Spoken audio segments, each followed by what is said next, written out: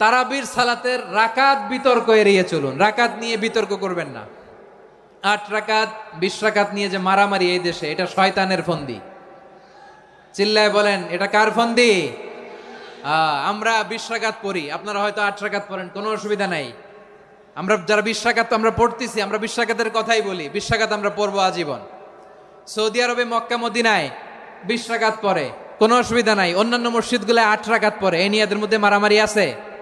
হ্যাঁ, এই জন্য রাকাত বিতর্ক এড়িয়ে চলবেন। প্রিয় ভাইয়েরা, আপনার আমল আল্লাহর কাছে কবুল হবে সংখ্যার বিচারে না উত্তমতার বিচারে? বলেন তো, সংখ্যার বিচারে না উত্তমতার বিচারে?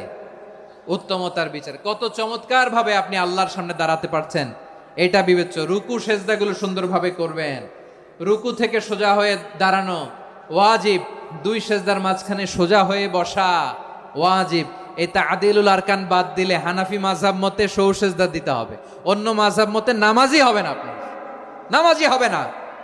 এই জন্য ধীরস্থির ভাবে তারাবির সালাত যেন আমরা আদায় করি। পারা যাবে তো ইনশাআল্লাহ? 3 নাম্বার, তাহাজ্জুদের সালাত আদায় করুন।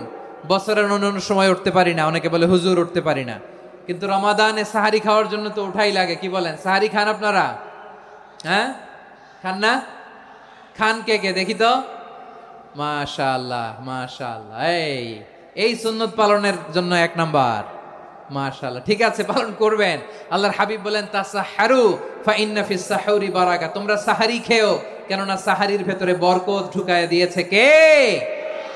একটা খেজুর, 1 গ্লাস পানি খেলেও সারা দিন আপনাকে তরতাজা রাখে কে?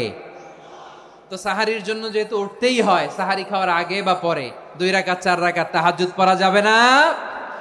রব্বুল আলামিন বলেন, ওয়ামিনাল লাইলি ফাতাহাজ্জাদ বিহি নাফিলাতান লাকা আসা আইয়াবআসাকা রাব্বুকা মাকামান মাহমুদা। ও নবী, রাতের কিছু অংশ সময় তাহাজ্জুদের সালাত আপনি আদায় করবেন, কারণ এই তাহাজ্জুদ হলো আপনার জন্য নাফিলাতাল লাক, অতিরিক্ত ফরজ। আপনাকে মাকামে মাহমুদে অধিষ্ঠিত করবে কে? এজন্য যারা সম্মানিত হতে চান, সম্মানের আসনে যেতে চান, তাদের জন্য তাহাজ্জুদ অবধারিত।